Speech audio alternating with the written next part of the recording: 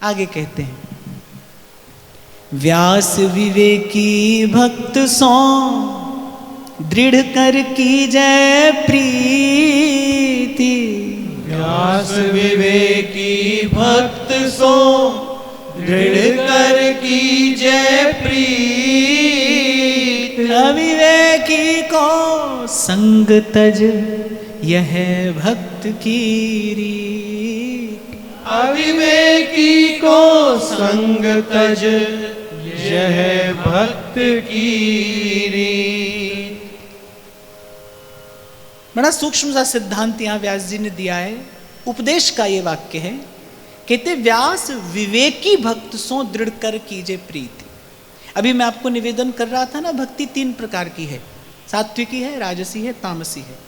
कभी कभी तो कोई मूर्ख किसी को अहित पहुंचाने के लिए भी भगवान की भक्ति करता डोलता है। एक व्यक्ति ऐसा हमको मिला, बोले महाराज जी आशीर्वाद दीजिए। हमने कहा क्यों? अच्छा, मैं कभी बिना पूछे अपने मुख से कुछ नहीं निकालता, क्यों दे दें आशीर्वाद? बोले आशीर्वाद दीजिए। क्यों दे दें? बोले कल हमारा कोर्ट में मुकदमा है। हमने कहा किसने किया है मुकदमा, किस पर किया है? बोले अपने छोटे भाई पर किया है हमने मुकदमा, बस वो जीत जाए, हमको आशीर्वाद दीजिए। तो मैंने संसार में कभी मिल जाते हैं ऐसे ऐसे लोग भी दर्शन करने को। तो क्या है कि ये क्या है? ये तामसी भक्ति है।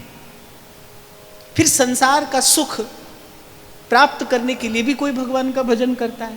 पुराणों में ऐसे तमाम प्रसंग हैं, विधियां भी हैं, सकाम अनुष्ठान बताए गए हैं। वो इसीलिए तो है कि भाई संसार का सुख, भोग, ऐश्वर्य, बल, शक्ति आदि प्राप्त करने के लिए भगवान का भजन किया जाए।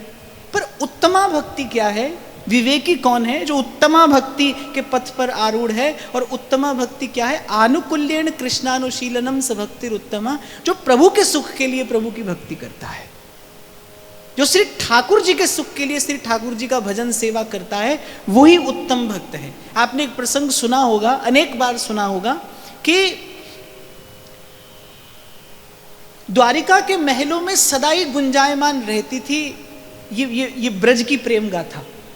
तो वो जो द्वारिका की जो रानियां थी, उनके मन में कभी कभी ऐसे असूया का सा भाव आता था कि यहाँ रहते हुए, द्वारिका के उस वैभव में रहते हुए, ये सदा ब्रज भूमि का ही स्मरण करते हैं, ब्रज की गोपियों का ही भजन करते हैं। आखिर वस्तुतः बात क्या है? तो एक दिन प्रभु ने कहा कि इनको बताना चाहिए कि भाई हम ब्रज के प्रेम का भजन क्यों करते हैं। भजन तो आप भी हमारा करती हो, सेवा तो आप भी हमारी करती हो, पर ब्रज की सेवा में और आपकी सेवा में थोड़ा सा भेद है। वो भेद क्या है? तो श्री ठाकुर जी ने लीला की और श्री ठाकुर जी के उदर में भयंकर पीड़ा होने लगी।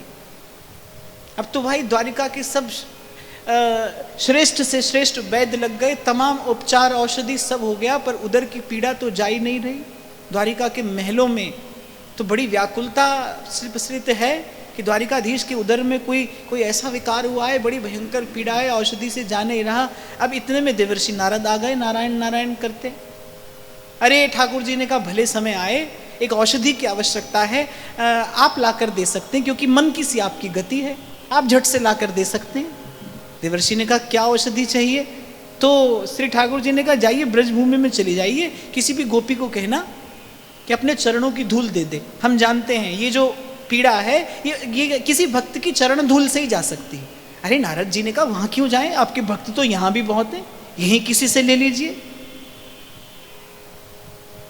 अब महारानी रुक्मिणी ने तो कहा कि मैं थोड़ा रसोई में काम है, जरा देख कर आती हूं। ऐसे एक एक करके सब निकल गए। प्रभु को अपने चरणों की धूल कौन दे? सबको नर्क का भय सता रहा है। अरे प्रभु को चरणों की धूल दे देंगे, नर्क में जाना पड़ेगा। देवर्षि नारद मुस्कुराए, प्रभु की लीला समझ गए, ब्रज में गए। ब्रजांगनाएं कृष्ण लीला में तन्मय, मन ही मन देवर्षि ने सब ब्रजांगनाओं को प्रणाम किया और सारी गाथा कह सुनाई कि द्वारिकाधीश के उदर में ऐसी पीड़ा है, आपके चरणों की धूल से वो पीड़ा शांत हो सकती है। अरे गोपियों ने कहा अरे देवर्षि जितनी चाहिए उतनी ले जाइए। देवर्षि ने कहा विचार कर लीजिए, प्रभु को अपने चरणों की धूल देने वाला नरकगामी हो सकता है। गोपांगनाएं रुदन करने लगी, कंपित गात हो गया कि इतना विलंब क्यों कर रहे हैं ये व्यर्थ की चर्चा हमसे करने में। आप हमें नरक का भय दिखा रहे हैं। अरे श्याम सुंदर के सुख के लिए हम अनंत अनंत जन नरक में गिरने को तैयार हैं। विलंब मत करिए, जाइए हमारे चरणों की धूल लेकर जाइए, श्याम सुंदर के उधर की पीड़ा दूर हो। लेकर गए देवर्षि गोपांगनाओं की चरण धूल। प्रभु ने बड़े प्रेम से मस्तक पर लगाई, बड़े प्रेम से मस्तक पर लगाई। और तब द्वारिका की वो जो महारानियां थी उनकी समझ में ये बात आई कि ब्रज के प्रेम की विलक्षणता क्या है। ब्रज का कोई भी भक्त श्री अपने सुख के लिए नहीं, केवल प्रियतम के श्याम सुंदर के सुख के लिए भजन करता है। प्रेम में प्रश्न नहीं होता भाई, प्रेम में न तो कोई प्रश्न होता है न कोई विकल्प होता है, और न प्रेम के लिए कोई विधि होती है, कोई हेतु होता है, न कोई कारण होता है। प्रेम प्रेम होता है भाई, अपनी रीति से अपनी गति से चलता है। कह दिया ठाकुर जी ने, जाओ भाई कोई अपने चरणों की धूल हमें ला कर दे दो। जय विजय से कहा नारायण ने, भाई तुमसे झगड़ने का मन है, बोले झगड़ लीजिए, हम आपके सेवक हैं, झगड़ने का मन है तो झगड़ लीजिए। सेवक का अर्थ क्या है? जिसके पास अपना मन ना हो। इसीलिए तो गोस्वामी जी कहते सबते सेवक धर्म कठोरा। अपना मन हो तो सेवा नहीं होगी भाई, अपना मन होगा तो बार बार अपना मन प्रश्न उपस्थित करेगा। सेवक के पास अपना मन नहीं होता, हनुमान जी के पास अपना मन नहीं है। हनुमान जी का जीवन क्या है? कहते राम काज करीबे को आतुर। हनुमान जी सदा आतुर हैं, किस लिए? प्रभु का कार्य करना है। उनका बस एक ही मन है कि मुझे श्री राम का कार्य करना है। प्रभु का कार्य ना मिले तो हनुमान जी व्याकुल हो जाते हैं। ऐसी एक बार घटना घटी ना अवधपुरी में। अब जानकी जी ने कहा ये हनुमान जी सदा ही आसपास मंडराते रहते, थोड़ा सा भी एकांत हमको नहीं मिलता, 2 घड़ी बैठकर कुछ प्रभु से चर्चा कर ले। तो उन्होंने सबको कोई सेवा बांट दी, हनुमान जी को कोई भी सेवा नहीं दी। हनुमान जी ने कहा ऐसी अनीति मत करिए, हम सेवा के बिना नहीं रह सकते, सेवा दीजिए। तो जानकी जी ने कहा ठीक है, जब प्रभु को जमाई आएगी तो चुटकी बजा देना, यही सेवा है बस तुम्हारी, और कोई सेवा नहीं। अब श्री जानकी जी ने तो ये सोचा कि भाई जब नींद आने लगेगी तब जमाई आएगी, दिन भर थोड़ी जमाई लेते रहेंगे प्रभु। पर हनुमान जी ने कहा माँ बड़ी कृपा की आपने मुझ पर, अब जमाई तो पता नहीं कब आ जाए और हम अपनी सेवा से वंचित न हो जाएं कभी। तो अब तो भोर से सांझ, सांझ से भोर, सदा प्रभु के ही निकट हमें रहना है, जाने प्रभु को कब जमाई आ जाए। और भाई मुझे तो लगता है भक्त का जीवन ऐसा ही होता है, ऐसा ही होना चाहिए। सेवक तो ऐसा ही है, उसको दर्शन से भी कहीं अधिक आसक्ति सेवा में है। दर्शन मिले न मिले, प्रसाद मिले न मिले, पर सेवा मिले, सेवा सतत मिले। हाँ, और सेवक कैसा हो? जिसके पास अपना मन ना हो। अपना मन हो तो सेवक काम का नहीं, अपना मन हो तो सेवक काम का नहीं। यही ब्रज की विलक्षण रीति है। पंडित श्री रामकृष्ण दास बाबा जी महाराज वो कहा करते थे ये बात, बोले ब्रज में कोई संत अपनी चरण धूल ले, ब्रज में कोई संत आपको प्रणाम करे और कहे अपनी चरण धूल दे दो, तो बोले उसको दे दो। अरे बोले ले लो तो उससे ले लो। किसी भी स्थिति में संत प्रसन्न रहना चाहिए, किसी भी स्थिति में संत प्रसन्न रहना चाहिए। ये भाई प्रीत की रीत को पैंडो ही न्यारो, कह जाने वृषभान नंदिनी, कह जाने ये कान्हर कारो। अंत तक जीव को अपने हित और अहित का विचार बना रहता है, विचार बना रहता है। इसीलिए ध्रुवदास जी कह रहे ब्रज देविन के प्रेम की बंदी दुजा अति दूर। लेकिन ये जो रस है गोप गोपिन आदि दुर्लभ। सहचरी का जीवन क्या है? उसके पास अपनी कोई इच्छा नहीं, प्रियालाल का सुख ही उसका सुख है, उसके उर अंतर में कोई अन्य विचार ही नहीं है, केवल प्रभु का सुख, केवल प्रभु का सुख। तो व्यास जी कह रहे हैं भक्त विवेकी हो। विवेकी अर्थात विशुद्ध भक्त हो, जिसको इस बात का विवेक हो भक्ति किस लिए की जाती है, प्रभु के सुख के लिए की जाती है। भक्ति एक ऐसी विधि है जिससे सुख निधान को सुख दिया जा सकता है। भक्ति ही एक ऐसी विधि है। आप देखिए द्वार द्वार पर जाकर याचना करने वाला जीव आचार्य की शरण में आता है और आते ही क्या सीखता है? लाडी जूथारो अविचल रहो जी सुहा। वल्लभाचार्य हाथ रखते हैं सूरदास जी के मस्तक पर और सूरदास क्या कहते हैं? अरे रानी चिर जीवे गोपाल, माई तेरो चिर जीवे गोपाल, बेगी बढ़ो बढ़ो वृद्ध लट महर मनोहर ग्वाल। माई तेरो चिर जीवे गोपाल। आप देखिए 2 क्षण पहले जो सूरदास याचक भिक्षुक पातकी पापी जाने अपने आप को क्या क्या कह रहे हैं, जैसे ही आचार्य की शरणागति मिली आचार्य का वरद हस्त मस्तक पर पड़ा। सूरदास की वाणी क्या कहती है? माई तेरो चिरजीवे गोपाल। नजर उतारने लगते हैं। आरज रज लागो मेरी अखियन, रोग दोष जंजाल, सूर कितो जिये सुख पावत है, निरखत श्याम तवाल। चिरजीवे गोपाल, माई तेरो चिरजीवे गोपाल। वो हृदय जो कुछ क्षण पहले अभावग्रस्त था, अपूर्ण था, दीनहीन था, प्रेम देव की कृपा होते ही क्या हुआ, वो हृदय प्रभु को आशीष देता है। तो याचना तो कहाँ रहती है? प्रेम तो केवल न्यौछावर करना ही जानता है। अर्थात ये प्रीत की रीति ये है, जहाँ केवल अपने इष्ट आराध्य के सुख का विचार हो। कौन सा शास्त्र, कौन सा पुराण, कौन सी रीति आपको ये आज्ञा दे सकती है कि भगवान को अपनी चरण धूल दे दीजिए? कौन आपको ऐसी आज्ञा दे सकता है? प्रेम देता है, प्रेम आज्ञा देता है। और एक बात विचार करो, प्रभु के सुख के लिए, अरे अभावग्रस्त हृदय से कोई प्रभु का भजन करता है तो प्रभु सब व्यवस्था करते हैं। कहते हैं कि जिसने माता जानकी की निंदा की, नर्क ने भी उसके लिए द्वार बंद कर लिया। जब भगवान अपने धाम को जाने लगे तो सब अवधवासियों को अपने साथ लेकर जा रहे थे। अब जिसने निंदा की उसके लिए तो नर्क ने कहा, प्रभु इसके लिए तो हमारे पास भी कोई ठौर नहीं है। और प्रभु ने क्या किया? श्री गोपालाचार्य जी महाराज सुनाया करते थे कि विशोक नामक एक नवीन वैकुंठ की रचना कर दी कि हमारा अवधवासी है भाई, इसकी व्यवस्था हम स्वयं करेंगे। ऐसे अभावग्रस्त हृदय के लिए भी प्रभु ऐसी व्यवस्था करते हैं। जो प्रभु के सुख का विचार करके प्रभु का भजन करता है, क्या देते होंगे प्रभु उसको? कुछ नहीं, कुछ नहीं देते, क्योंकि लेने देने से और लेने देने की भावना से प्रेम का भाव दूषित होता है। कुछ नहीं देते प्रभु उसको। अपुनपो हारत नवल किशोर, हार जाते हैं उसके सन्मुख। सो मैं कल आपको निवेदन कर रहा था ना कि द्रौपदी से द्वारिकाधीश ने यही कहा, इसीलिए कृष्णा मैं अपनी निष्किंचना भक्ति किसी को नहीं देता, फिर मुझे बंध जाना पड़ता है, फिर मुझे हर समय अंग संग रहना पड़ता है उसके, फिर मैं बंध जाता हूँ, परतंत्र हो जाता हूँ। इसीलिए ठाकुर जी सब देते हैं भाई, और मैं तो कहता हूँ बिना मांगे देते हैं। आपके मन में चाह हुई और प्रभु ने दिया। नाहरमल जी से श्री महाप्रभु ने यही तो कहा कि जो श्याम सुंदर की आराधना करते हैं उन्हें कोटि कोटि वरदान देकर श्याम सुंदर अपना पीछा छुड़ा लेते हैं, लेकिन अपने चरणों की वो निष्कपट निष्किंचना भक्ति प्रदान नहीं करते।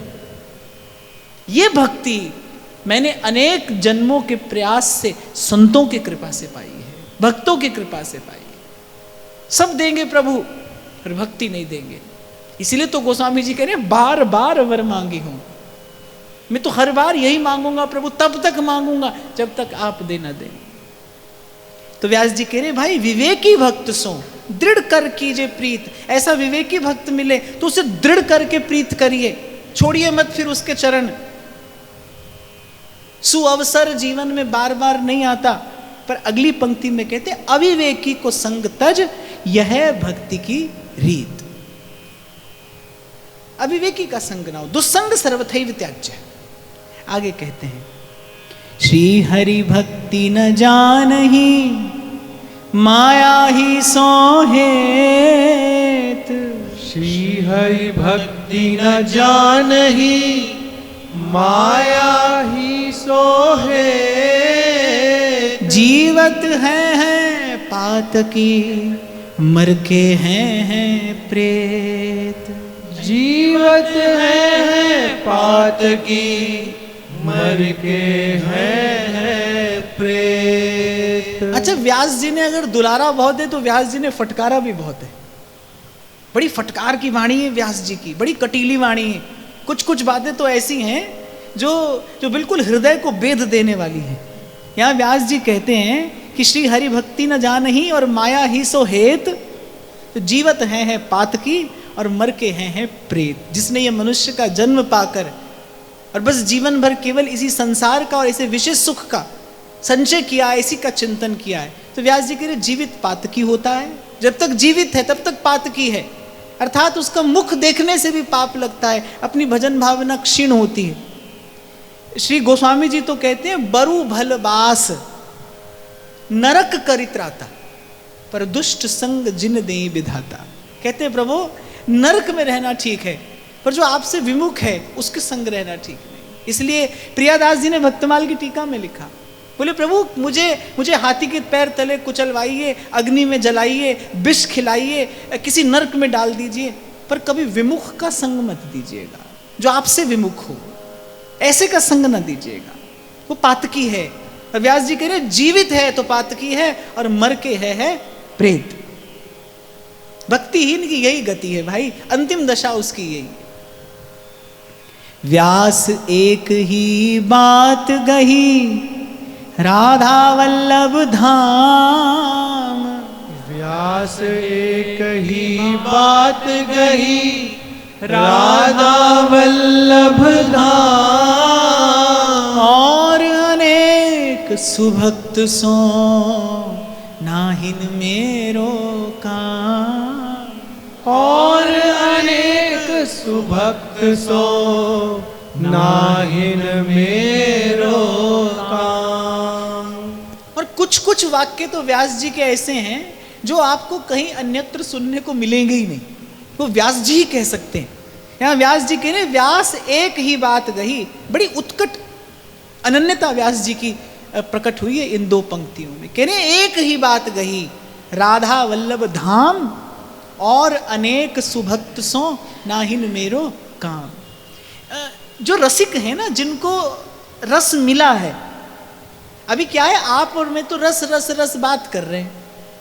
हमारे एक संत हैं, एक बार मानसरोवर पर बैठे चर्चा कर रहे थे। अब कोई व्यक्ति आया, विदेशी था, बड़ी देर तक उससे रस रस रस रस रस चर्चा करते रहे। ये ऐसा रस है, ये वृंदावन का रस है, ऐसा रस है। अब जब चर्चा हो गई तो उससे पूछा कुछ समझ में आया? उसने कहा यस। क्या समझ में आया? कहता है जूस। हमारे पुजारी जी बता रहे थे खूब रस की चर्चा हुई, ये रस ऐसा, ये रस वैसा। कुछ समझ में आया? बोले हाँ। क्या? जूस। तो अभी तो क्या है ना, आप और मैं रस की चर्चा कर रहे हैं, बात कर रहे हैं। ये भी आपका मेरा बड़ भाग है कि आप और मैं वृंदावन धाम में लाडली लाल के चरणों में बैठकर इस वृंदावन रस की चर्चा कर रहे हैं, जिसके लिए व्यास जी कहते हैं वेद पुराण भारत भाखे सो मोए कछु न सुहावे हो, बस वृंदावन रस मोए भावे हो। ये भी आपका मेरा सौभाग्य है। पर जो वस्तुतः रसिक है, जिसने चखा है रस, जिसने चख लिया है रस, ये बात केवल वही कह सकता है। कह रही एक ही बात गही राधा वल्लभ धाम, वृंदावन सुख राशि है, आनंद ठाऊं ही ठाऊं, पे राधा वल्लभ छाड़ के और अनत न कितहूं जाऊं। सिर काटूं बावक पावक जरूं, बूढ़ मरूं वृष खाऊं, पर वृंदावन छाड़ के अनंत न कितहूं जाऊं। व्यास जी कहते भाई भक्त तो अनेक हैं, अनंत रूप रूपाय विष्णवे प्रभु विष्णवे, भगवान के रूप अनंत हैं और हर रूप का कोई ना कोई भक्त है, अनेक अनेक भक्त हैं। पर व्यास जी कहते हैं जहाँ की है उपासना ताही की वासना, ताही को नाम रूप लीला गुण गाइए, सोई व्यभिचारी आन कहे आन करे, ताको मुख देखे दारुण दुख पाई। यही रसिक अनन्य धर्म परिपाटी, वृंदावन तज अनत न जाइए। और फिर कह रहे आस अछत कत दास कहाइए। ये दो पंक्तियों में व्यास जी का तात्पर्य ये है कि अब इष्ट मिले और मन मिले, मिले भजन रस रीत, अर्थात वही मन लगता है जहाँ अपने इष्ट की और अपने आराध्य की चर्चा हो। और मैं बड़ी विनम्रता पूर्वक आपसे ये निवेदन करूँ, वस्तुतः सत्संग इसी को कहते हैं जो आपकी श्रद्धा, आपके विश्वास, आपके भाव को बढ़ाने में सहायक हो। कुछ भी सुनना ठीक नहीं होता, कहीं भी सुनना ठीक नहीं होता। अपने भाव के अनुकूल जो चर्चा हो उसी का सेवन लाभदायक होता है, अन्यथा कभी कभी सत्संग के नाम पर कुसंग हो जाता है। एक बात ध्यान रखना भाई, यदि आपके भाव से गरिष्ठ किसी अन्य भक्त का भाव है, मान लीजिए एक व्यक्ति वात्सल्य भाव से भजन करता है और एक सख्य भाव से भजन करता है, यदि सख्य भाव से भजन करने वाले का भाव अधिक गरिष्ठ है तो दूसरे व्यक्ति का भाव शिथिल पड़ जाएगा, उसमें वही भाव संक्रमित होगा। इसीलिए भाव विशेष के साधकों ने अपने जीवन को गुरुजनों के अनुशासन में रहकर ही साधा है। व्यास जी की जो ये बात है ना, इसमें किसी का खंडन या किसी की निंदा नहीं है। वो कह रहे हैं और अनेक सुभक्त सो नाहिन मेरो काम, अपना काम नहीं चलता है भाई वहां पर।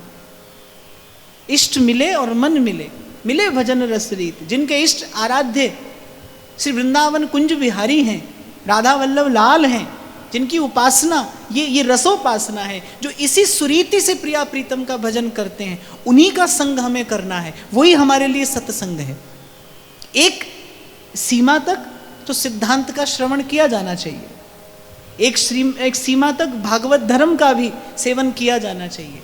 पर यदि आप किसी भाव विशेष से भजन कर रहे हैं तो फिर मैं यही आपको निवेदन करूंगा, रसिकों की आज्ञा तो यही है, गुरुजनों की आज्ञा तो यही है कि अपने गुरुजनों के अनुशासन में रहकर अपनी रीति और सुरीति का ही चिंतन मनन ध्यान करते करते अपने भाव के अनुकूल अनुरूप ही आचरण करना चाहिए। तो व्यास जी ने इन दो पंक्तियों में अनन्य प्रीति के निर्वाह की रीति बताई है। एक ही बात गई, राधा वल्लभ धाम और अनेक सुभक्त सो नाहिन मेरो काम। जबकि व्यास जी ही हैं जो संत सवई गुरुदेव है कहने वाले हैं, सब संतों के प्रति गुरु बुद्धि रखते हुए, लेकिन व्यास जी कह रहे हैं कि भाई सेवन हम अपने ही इष्ट का करते हैं, भजन हम अपनी ही सुरीति से करते हैं। और यही बुद्धिमानी है भाई, यही बुद्धिमत्ता है। व्यास जी ने पहले ही कहा था, व्यास न व्यापक देखिए निर्गुण पड़े न जान, तब भक्तन हित अवतरे राधा वल्लभ आन। होता क्या है भाई, अपनी रीति से बिलक जाकर कहीं आप चर्चा करोगे। श्री कल्याण पुजारी जी, जिनकी बात मैं अभी आपको निवेदन कर रहा था, वो कहीं दर्शन करने नहीं जाते थे। तो एक बार किसी ने कहा, बोले आप कहीं दर्शन करने नहीं जाते, वृंदावन में तो सब ठाकुर एक रस हैं, एक रूप है, आप दर्शन करने क्यों नहीं जाते? तो कल्याण पुजारी ने कहा, जब है ही एक, फिर दूसरी जगह दर्शन करने जाने की आवश्यकता क्या है? दूसरा हो तो मैं दर्शन करने जाऊं। और फिर उन्होंने कहा कि कहीं और अपने यहाँ से कोई श्रेष्ठ बात दिखाई पड़े तो अपने यहाँ के प्रति मन मैला हो जाएगा, अपनी कोई बात उनसे श्रेष्ठ दिखाई पड़े तो उनके प्रति मन मैला हो जाएगा। दोनों ही प्रकार से मन मैला ही होता है, हानि होती है। इसीलिए जाकी है उपासना ताही की वासना, ताही को नाम रूप लीला गुण गाई। ये विवेक है, ये विवेक युक्त भजन की रीति है।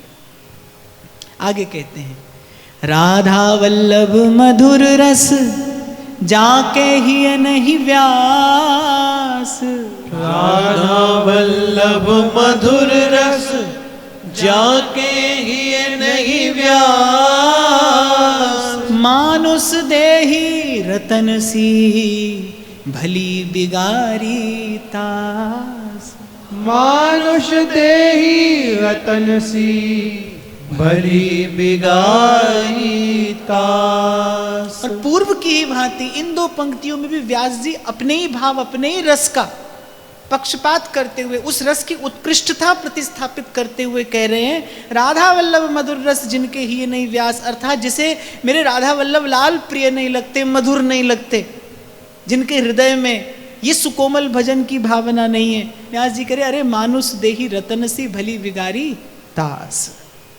देखो ध्रुवदास जी ने कहा, और ये बात सत्य भी है, जहाँ की रही भावना जैसी प्रभु मूरत देखी तिन तैसी।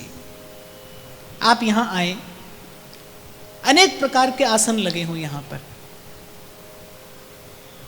एक से एक सुंदर हो, एक से एक सुकोमल हो, एक से एक सुखद हो, अनेक अनेक प्रकार के आसन यहाँ लगे हों। आपको कोई कहे कि भाई कोई एक आसन अपने लिए चुन लीजिए, तो आप वही तो चुनेंगे ना जो सबसे सुंदर होगा, सबसे सुखद होगा।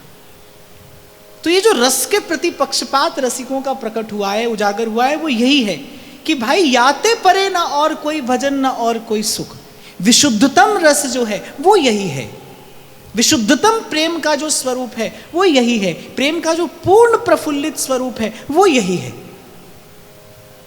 उसका दर्शन यही होता है। और अगर मनुष्य का जन्म पाकर ये पाया जा सकता हो तो फिर कुछ और पाने का प्रयास करने वाला मूढ़ है। व्यास जी उसी के लिए कह रहे हैं, मानुष देही रतन सी भली बिगारी तास। अरे ये जन्म पाकर, ये जीवन पाकर, अरे वृंदावन का रस प्राप्त कर लेता। जिसने ये प्राप्त नहीं किया उसने जीवन बिगाड़ा। कर्म करें भव तरन को, उल्टे परे भव माही। कर्म करे भव तरन को, उल्टे परे भव माही। पैंडो व्यास अनन्य को, जो पे जान्यो नाहि। पैंडो व्यास अनन्य को, जो पे जान्यो नाहि। यहाँ व्यास जी ने कर्म कांडियों को लक्ष्य करते हुए कहा है। देखो, कल भी चर्चा हुई थी कि कर्म करना ये जीव की विवशता है।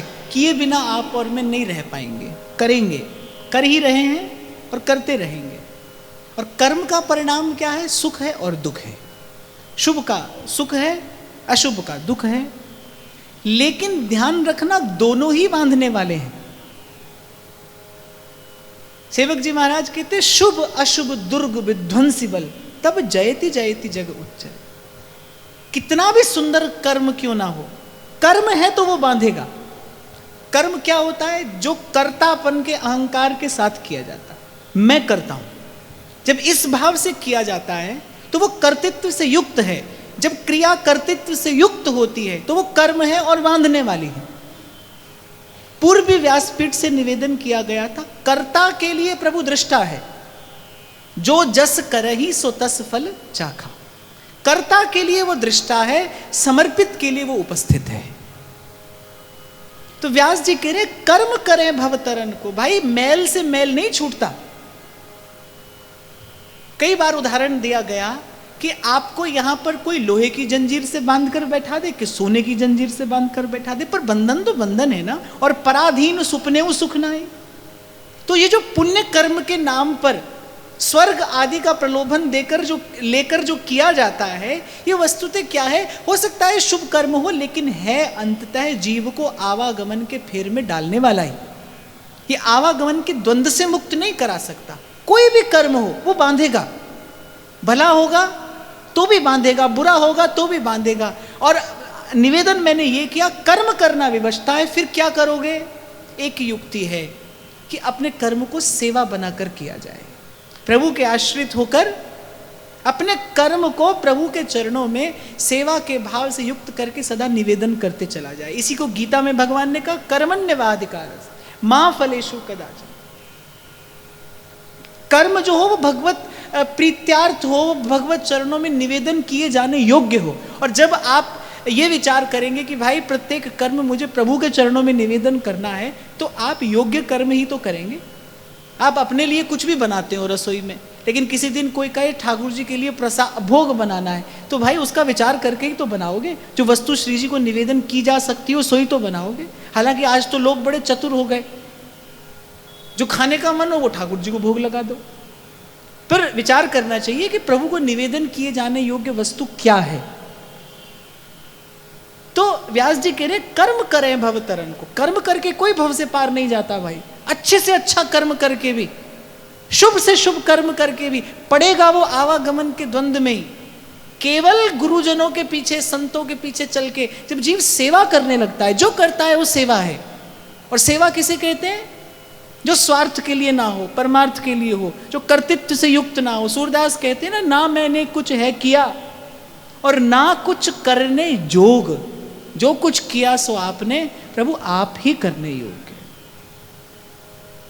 नानक कहते हैं, करण करावण हार आप, मुकुट भुगत जुगत तेरी सेवा, जित तू आप करावे। जो तत्वदर्शी महापुरुष है वो ये रहस्य जान लेते हैं, भाई करता एक ही है। जीव तो केवल मिथ्या अभिमान अपने सिर मणता है और बस इसी मिथ्या अभिमान के बंधन में पड़ के पुनः पुनः जन्मता है और पुनः पुनः मरता है। तो व्यास जी करें, अरे कर्म करें भव तरन को और उल्टे परे भव माही। बड़े बड़े यज्ञ आदि लोग करते हैं, स्वर्ग मिलेगा। और फिर गीता में भगवान कहते हैं मिल भी जाता है, पर क्षीणे पुण्य मर्त्य लोकम विशंति। फिर वहां जब पुण्य क्षीण होता है फिर इसी लोक में आकर पड़ना होता है। फिर अगति होती है, फिर कुगति होती है। इसीलिए तो संत कृपा करके आपसे मुझसे बार बार कहते हैं, रसिकन सो तज अंतरो नर्तन हीरा पाए। इसीलिए तो व्यास जी ने कहा, कनक कूट कोटिक लग तजिए भजिए कुंवर कन्हैया, भजिए कुंवर कन्हैया, वृंदावन साचो धन भैया, वृंदावन साचो धन भैया। और आगे कहते, पैंडो व्यास अनन्य को जो पे जानो नाई। जब तक जीव ये अनन्य भक्ति का मार्ग नहीं पकड़ता, जब तक संत सदगुरु की कृपा से, हरि और हरि के जन की कृपा से जब तक जीव इस अनन्य भक्ति के मार्ग पर नहीं आता, तब तक पुनरपि जन्मम और पुनरपि मरणम।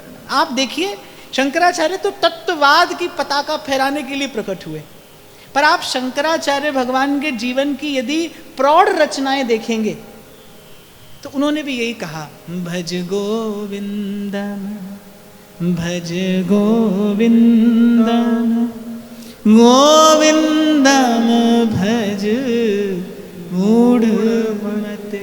हरि की भक्ति के बिना निस्तार नहीं होता है भाई, नहीं होता है। पर्यो प्रवाह काल के कदापि छूटी है नहीं, श्री व्यास नंदन नाम जो प्रतीति सो न रटहि। वेद पुराणन हूँ पढ़े करें सुकर्म संजोई। वेद पुराणन हूँ पढ़े करे सुकर्म संजोई। व्यास जो जन्म अनन्य बिन एको गति नहीं हो।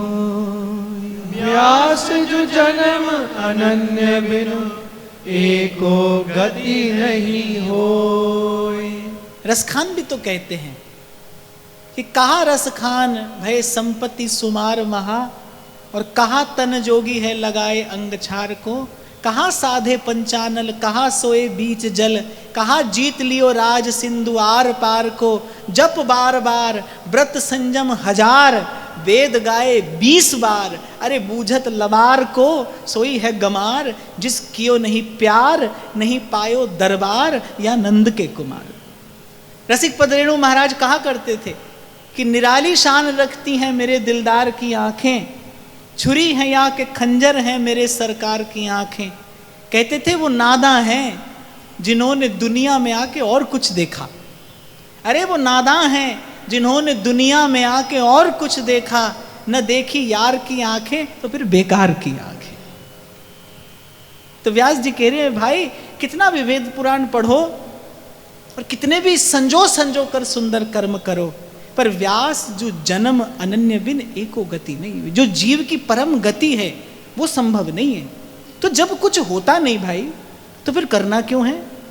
आज अभी यहीं से सूधो चले आपने धर्म, सीधे सीधे हरि भजो। सब प्रश्नों का उत्तर एक है, एहि कलि करम न धर्म विवेकु,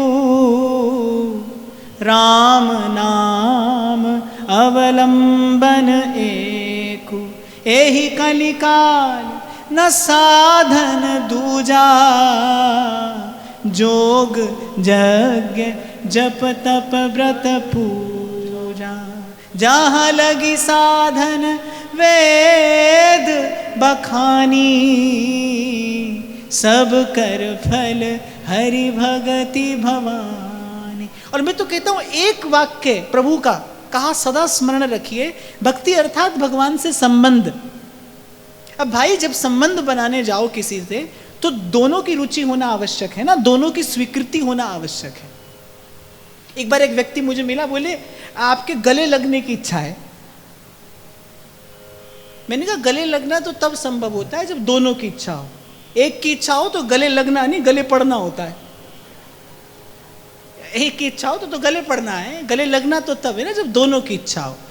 तो भक्ति तो भगवान से संबंध है, और संबंध तो तब है जब उभय पक्ष की स्वीकृति हो, जब दोनों पक्षों की स्वीकृति हो। अरे किसी की बात मत सुनिए, जिससे संबंध बनाने चले हैं केवल उसी की सुनिए। कह रघुपति सुनु भामिनी बाता,